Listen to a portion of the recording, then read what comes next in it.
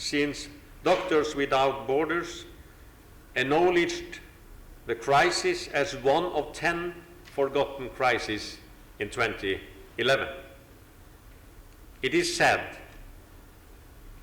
but nonetheless true, that the situation for the Rohingya people has been worsened the last 4 years while the reformist government has been in power. Silent diplomacy from the international community has not improved the situation for the Rohingya people, not at all. Many nations, including Norway, continues their so-called engagement policy, which I fully understand. But the situation for the Rohingya ethnic minority is worsening at the same time. So now it's time for more clear demands and expectations to the government of Myanmar. And the Rohingyas should be included in the improvement of the situations for common people in the country, because they are citizens of the country. That 25,000 has fled only this year is twice as many as last year. Knowing that several hundreds of thousands already have fled and are living in Bangladesh and in other countries, it is no doubt that the Rohingya people are considered to be one of the most persecuted in the world of today. Some call them the Palestinians of Southeast Asia. The rise of Buddhist nationalism is also making it harder for the Muslim population to take part in the society of Myanmar today. Many also fled after communal violence in June and October 2012. Human Rights Watch has in the aftermath stated that this and the systematic repression we have so many evidences for can be called ethnic cleansing. Among those who still resides in Myanmar, 140,000 are living in internal refugee camps, as already mentioned. The rest are victims of daily persecution, also by laws that have been approved by the Burmese parliament. Many do not have access to health and to education. They are, by the authorities, considered to be illegal immigrants from Bangladesh, despite the fact that many have lived in Myanmar for generations and for hundreds of years. The Rohingya people have now suffered for decades. In 1978 and in the early 90s, hundreds of thousands fled Myanmar of the same reasons as we see today. History repeats itself.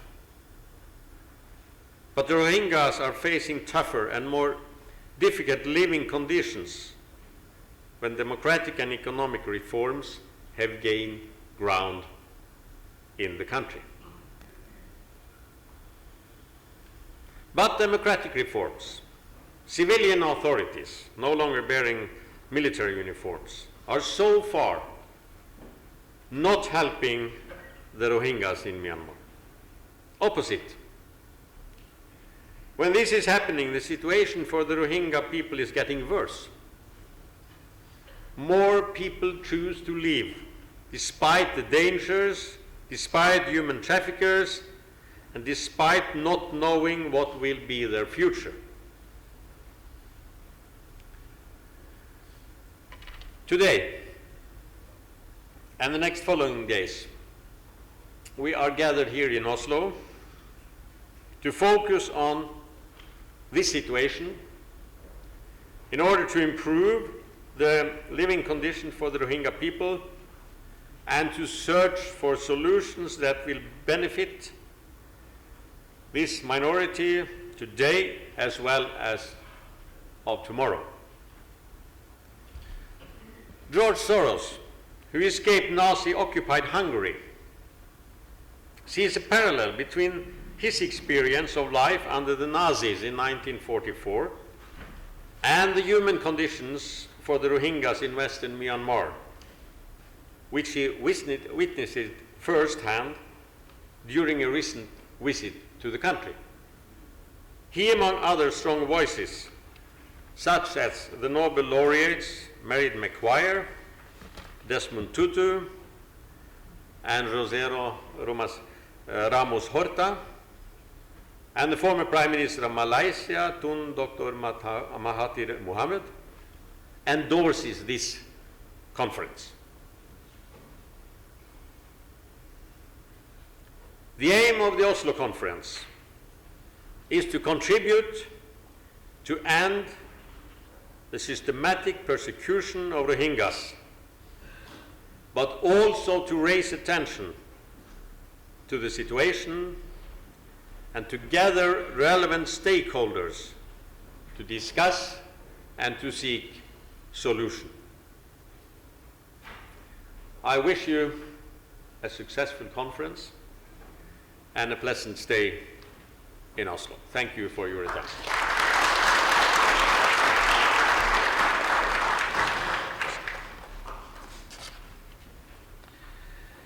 Thank you so much, Honorable Shalmange Bondevik. Something which is not in the program, but we felt it is extremely important to include that. Somehow, people who are set to destroy humanity and act against their neighbors are highlighted in the media. But then there are people who stand up for their neighbors. They somehow don't get any news, and it is not much known. We know that in Central African Republic, which Desmond Tutu called a complete genocide is taking place, at least in some areas, Christian pastors stood up and saved about 900 people. Yes, hundreds of mosques are destroyed, but what we need to focus on. Similarly, news will come, a church is destroyed in Pakistan. What news will not say, there are lots of Muslims who will stand up around churches on Christmas Day to protect them. So Parliament of the World's Religions have instituted a World Harmony Award, which is given to those people who have contributed in that way. And at this moment, I will invite three of those people, Reverend Zoti Kha, Reverend Sandy Ta, and Reverend Vithoda. And they are people who, despite all the monks which you see on Time magazine, who are highlighted because of the hate which they promote, these are the people who promote compassion. These are the people who stand up for harmony. And last one among them, with the Reverend Vithoda, he actually, in one campaign in which attacks have begun and a lot of people are dying, he took about 1,000 neighbors in his monastery and he stood up on the gate saying, "First me, before you get any of the people inside." Neighbors standing for neighbors. May I request Reverend Dotika, Reverend Sandita, and Vithoda to put up.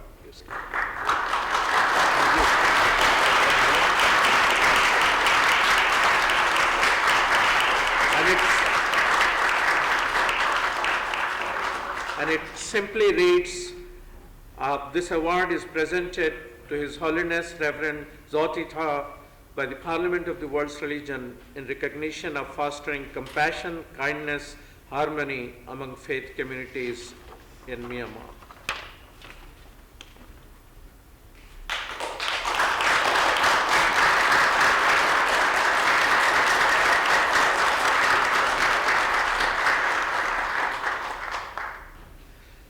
So now I request Sandy Tom.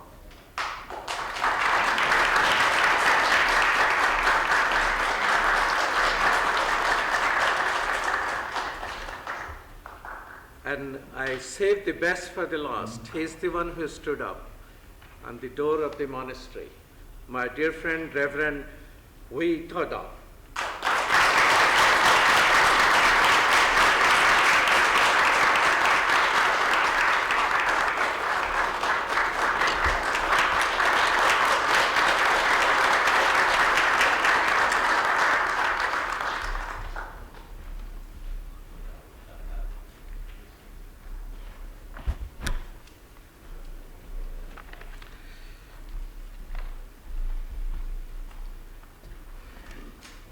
May I request Ms. Dina Madani from the Organization of Islamic Conference with a special message from the OIC.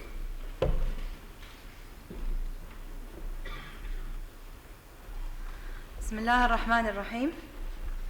Ladies and gentlemen, first and foremost, I'd like to express my gratitude to the organizer of the conference for giving me the opportunity to represent the OIC and talk about the Rohingya. After taking the responsibility as the OIC Special Envoy, who I'm speaking on behalf today, to Myanmar, I've realized how complex and daunting the situation is. But inshallah, with guidance and the continuous support of all parties, I am confident there is light at the end of the tunnel. Those I have interacted with agree that the situation in Myanmar is serious and needs urgent attention. Let me at the outset say that the ongoing problem is not only about religion or ethnicity, it's about human rights and an identity crisis that the government has refused to admit.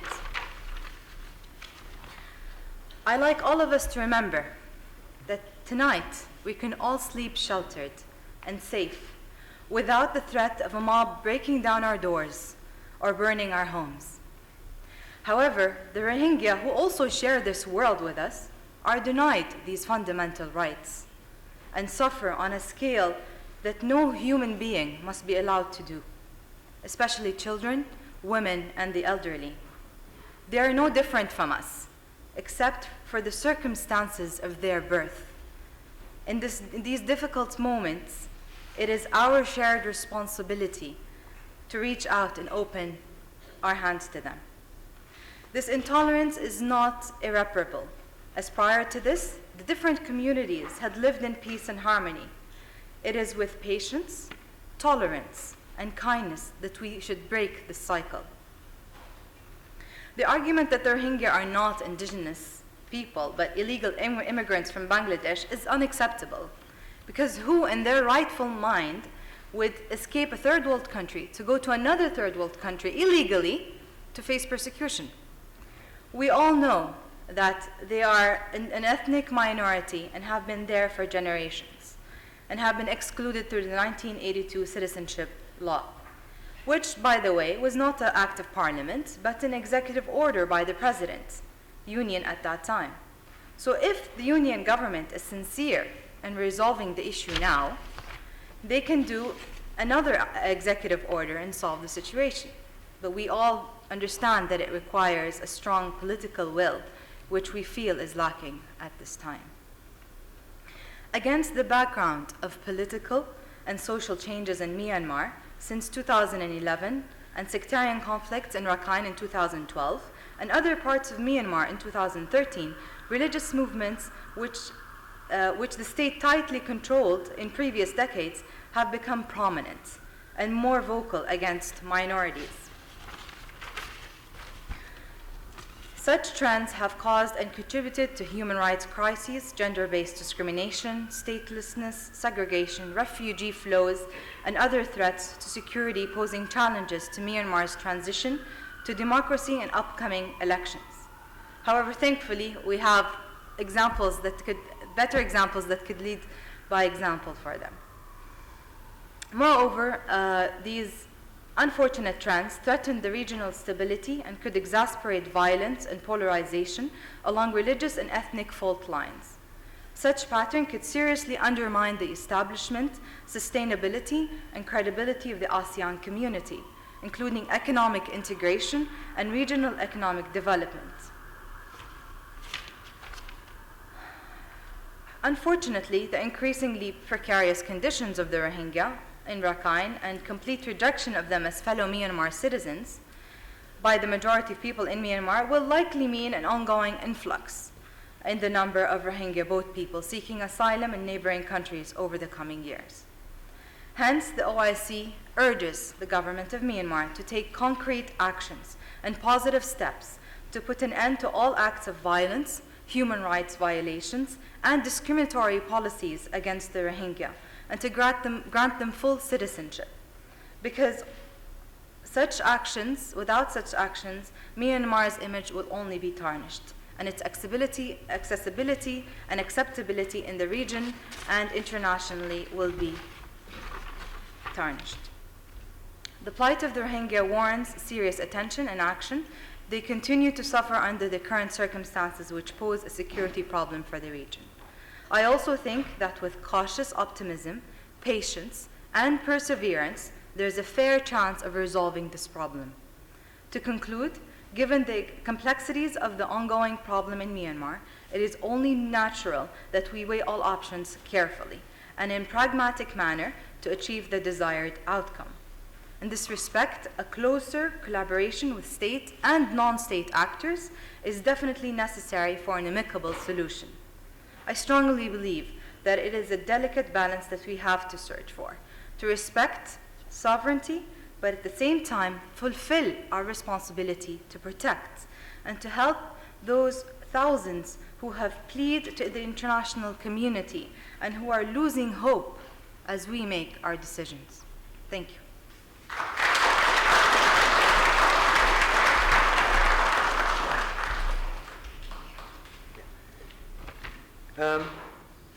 There are those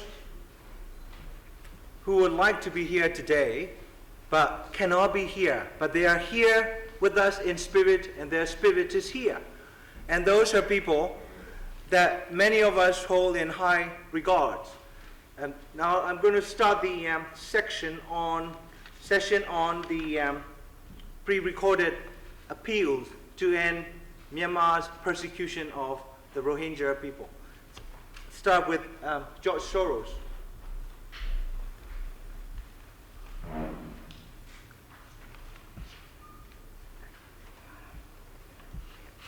Greetings, everybody.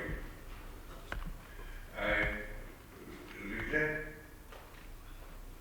that candy.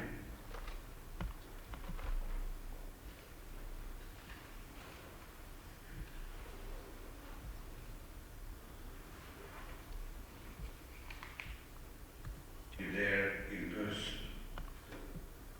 Greetings, everybody. I regret I can't be there in person. I've been a supporter of Burma's democracy movement since 1993. For most of that time, the prospect of change seemed remote, and I felt increasingly discouraged. Then, in 2010, quite suddenly, or so it seemed, the ruling military junta decided to abandon absolute authoritarian rule. The world was stunned. My engagement in Burma during those dark days taught me an important lesson. Sometimes it's necessary to support a lost cause for a long time just to keep the flame alive. That way, when the situation changes, groundwork for progress has already been laid. As I speak to you today, I find myself again growing discouraged. Making the transition from military rule to a more open society is not easy, and in many ways, the government of Burma has made real progress in its reform efforts. But I fear that many of its reforms are not sustainable because they have not yet been institutionalized. It's also true that political and economic power remains mostly concentrated in the hands of a privileged few who monopolize the revenue from Burma's abundant natural resources. But the most immediate threat to Burma's transition is the rising anti-Muslim sentiment and of officially condoned abuse of the Rohingya people. That has occurred on the watch of the current rulers in Naypyidaw. From private conversations with progressive Burmese officials, I know that some in power genuinely want to see a Burma where all are treated equally. But these officials also fear the potential of extremist violence from the small but far powerful group of religious radicals. These extremists have created a tinderbox that could blow up the entire reform process. The government must confront these extremists and their financial supporters. In January, when I visited Burma for the fourth time in as many years, I made a short visit to Sitwe, the capital of Rakhine State, in order to see for myself the situation on the ground. I met with state and local leaders and both Rakhine and Rohingya populations, and also talked to internally displaced persons and those, mostly Rohingya, living in a section of Sitwe called Angmingarar, a part of the city that can only be called a ghetto. In Angmingarar, I heard the echoes of my childhood. You see, in 1944, as a Jew in Budapest, I too was a Rohingya, much like the Jewish ghettos set up by Nazis around Eastern Europe during World War II. Angmingarar has become the involuntary home to thousands of families who once had access to healthcare, education, and employment. Now they are forced to remain segregated in a state of abject deprivation. The parallels to the Nazi genocide are alarming. Fortunately, we have not reached the stage of mass killing. I feel very strongly that we must speak out before it is too late, individually and collectively. The Burmese government's insistence that they are keeping the Rohingya in their ghetto for their own protection simply is not credible. Government authorities have tried to reassure me. They say things are under control and not as bad as reported by outsiders who, they claim, don't understand the local culture or the long and complicated history of Rakhine State. I understand that half a century of living in isolation